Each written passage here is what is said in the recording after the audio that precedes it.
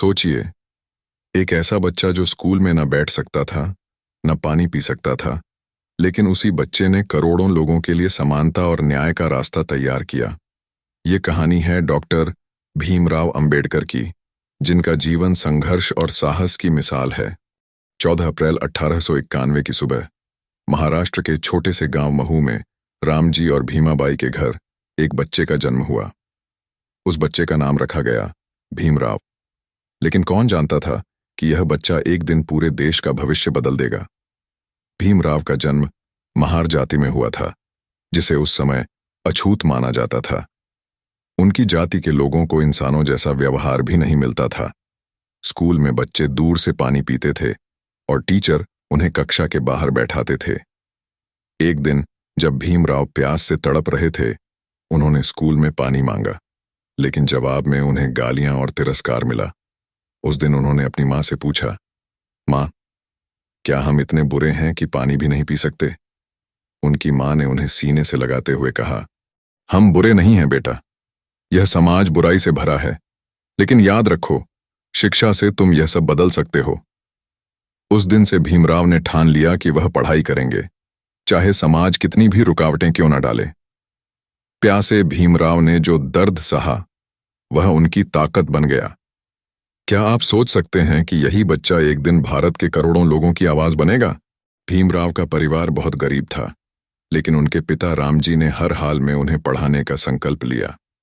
सतारा से लेकर मुंबई तक भीमराव ने अपनी पढ़ाई जारी रखी। एक दिन एक टीचर ने उनका नाम रोल कॉल में पुकारा, लेकिन स्कपाल की जगह अंबेडकर कहा। यह नाम उनके जीवन का हिस्सा बन गया।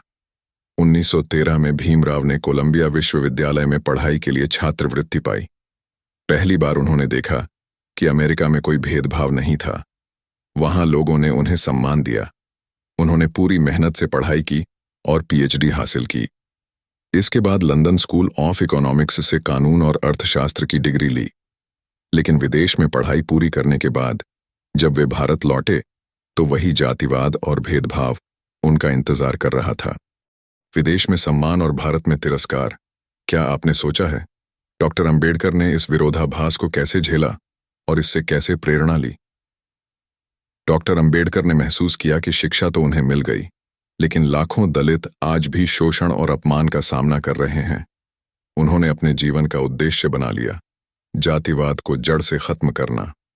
1927 में उन्होंने महाड़ सत्याग्रह किया, जहां दलितों को सार्वजनिक तालाब से पानी पीने का अधिकार दिलाने के लिए आंदोलन किया।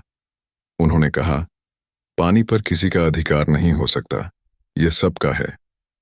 उन्होंने मंदिर प्रवेश आंदोलन चलाया और जातिवाद के खिलाफ हर मंच पर अपनी आवाज बुलंद की। एक आवाज जो समाज के कमजोर वर्गों के लिए गूंजती रही। वह आज भी हर उस व्यक्ति को प्रेरणा देती है जो अन्याय के खिलाफ खड़ा होना चाहता है।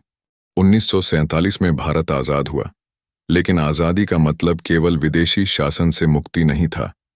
आजादी का मतलब हर भारतीय को समान अधिकार देना था।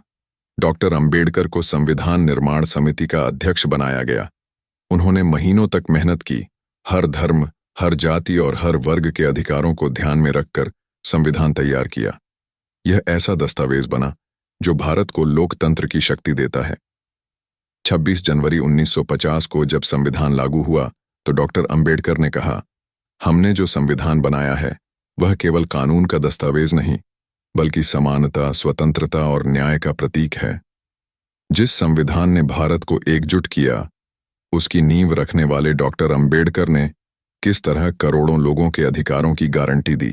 जानिए उनकी सोच के पीछे की कहानी। डॉक्टर अंबेडकर ने देखा कि जातिवाद को खत्म करने के लिए केवल कानून बनाना काफी नहीं है। उन्होंने महसूस किया कि धर्म भी एक बड़ा कारण है जिसने समाज को बांटा। 1956 में उन्होंने लाखों अनुयायियों के साथ बौद्ध धर्म अपनाया। उन्होंने कहा, मैं उस धर्म को अपनाऊंगा जो स्वतंत्रता, समानता और बंधुत्व सिखाए। उनके इस कदम ने एक नई सामाजिक क्रांति की शुरुआत की। डॉक्टर अंबेडकर का धर्म परिवर्तन केवल उनकी आस्था का नहीं, बल्कि समाज सुधार का सबसे बड़ा संदेश था।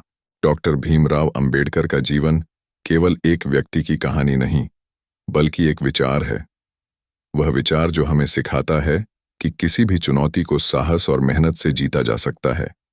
आज भी उनकी प्रतिमाएं, उनके विचार और उनकी शिक्षाएं करोड़ों लोगों को प्रेरित करती हैं।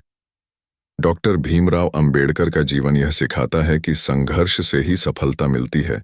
उनकी कहानी हमें यह सोचने पर मजबूर करती है, क्या हम भी समाज में बदलाव के लिए इतना बड़ा कदम उठा सकते हैं?